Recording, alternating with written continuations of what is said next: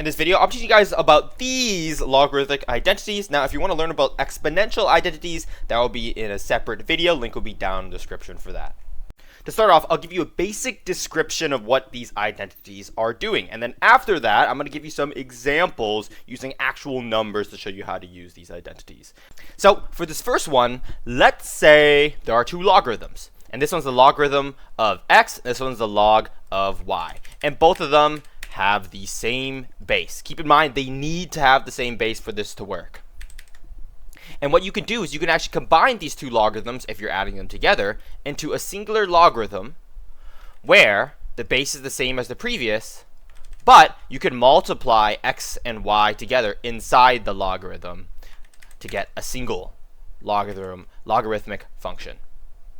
For the second identity, the conditions are all the same. The base must be the same. And this one is still the logarithm of x, and this one is still the log of y. Now, the main difference is the subtraction. So this one is a plus, but this one is a minus. And the difference between the plus and the minus is that when you add two logarithms, you multiply x and y. But when you subtract, you divide x and y. And again, when you combine these two logs, the base is still the same as the previous before combined logs. Now, an important thing to note is that you can actually do this the opposite way around. So if you have a log of b of x over y, you could turn this into this. You don't have to turn this into this only. So these rules and the way I'm explaining it work the other way around. For this third one, let's say that there's an integer or a variable, and this integer or variable is being multiplied by some logarithm. The base stays the same after using the identity, but instead of the y being multiplied by the log, the y, variable or integer, can be brought up to be to the power of x.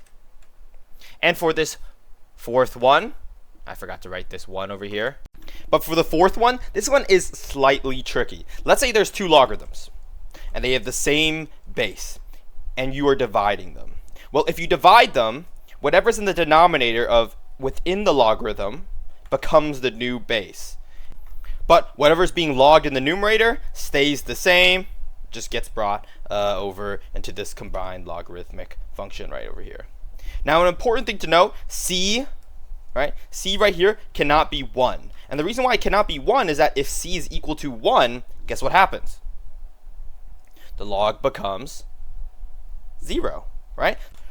No matter the base, if you take the log of 1, the result is 0. That's why c cannot be 1, unless the base itself is 1. Let's go ahead and do some examples and show you what these identities actually look like with real numbers. Let's take a look at this problem. Since we're adding both the logarithms, what should we do? Well, we should multiply x and y, whatever's being logged. So we should multiply 4 and 5. And we should also check, are the bases the same? Well, both the bases are 5, so yes, we can use this rule. So log of 5 is equal to 4 times 5, right? X times y. And what's 4 times 5? It's just 20. So this right here is the combined version of this, using this identity. Now, keep in mind, remember what I said? You can do this in reverse. So let's go ahead and say that log 5 of 20 is equal to 10 times 2. Well, that means that log of base 5, 10, plus log of base 5, 2, is equivalent to this original statement. But what is this original statement equivalent to? Well, this guy right here, log base 5 of 20, is equal to log base 5 of 4 plus log base 5 of 5.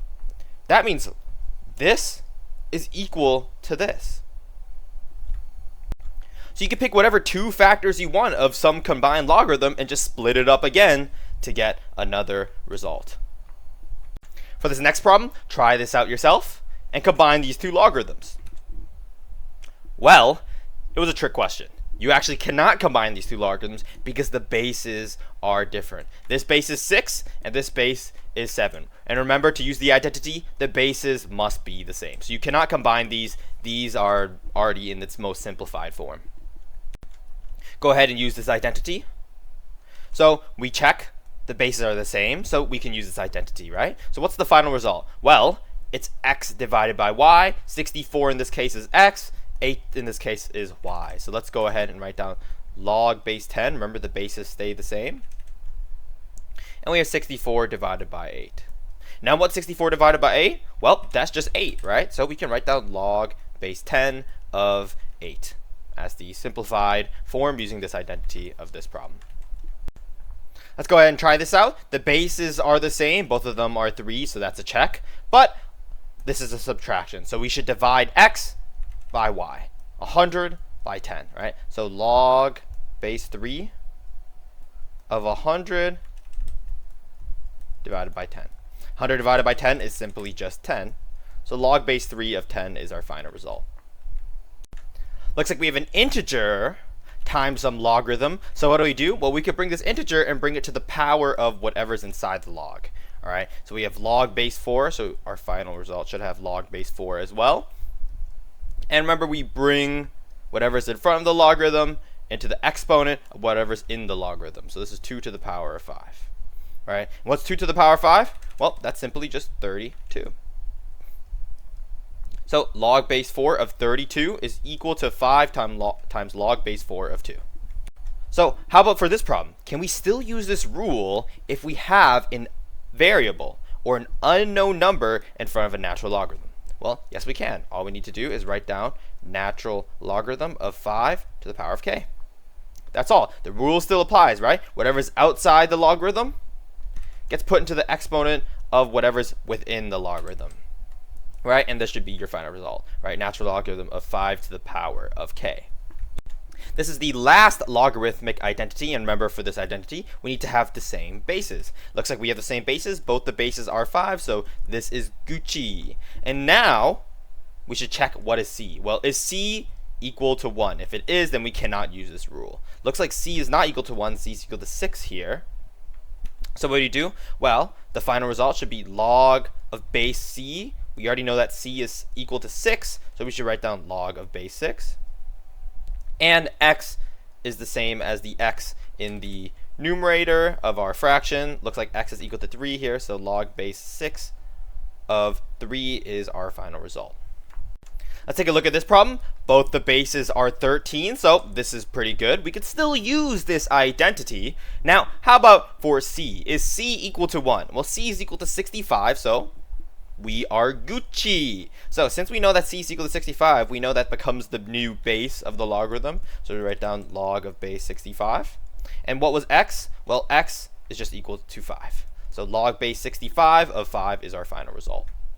Go ahead and pause the video and try to do this problem by yourself. Well, I kind of tricked you. You actually cannot do this problem. You know why? Well, because both the bases are different. This base right here is 3, and this base right here is 2. So both the bases are different. And what else is there? What else is there? Well, it looks like c is equal to 1. Right? C is equal to 1. Remember, for this rule, I explicitly stated that c cannot be equal to 1. So you cannot use this. You cannot use this identity on this problem because it literally doesn't meet both the conditions as stated. But anyways, if you have any questions, put it in the comment section. And if you found this video helpful, consider subscribing and liking the video. Thanks for watching.